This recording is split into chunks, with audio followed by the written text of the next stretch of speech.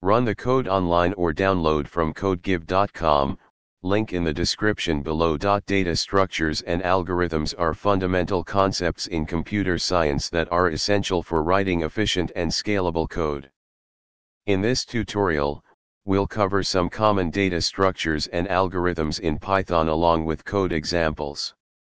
Lists are one of the most versatile data structures in Python. They are ordered, mutable, and can contain elements of different types. Dictionaries are collections of key-value pairs, where each key is unique. Sets are unordered collections of unique elements.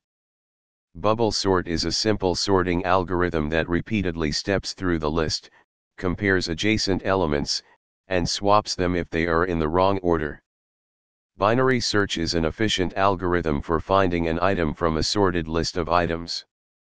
Understanding data structures and algorithms is crucial for writing efficient and optimized code. Python provides built-in data structures and allows easy implementation of algorithms. By mastering these concepts, you can write better performing code and solve complex problems effectively. Practice and experimentation are key to mastering these concepts further. ChatGPT.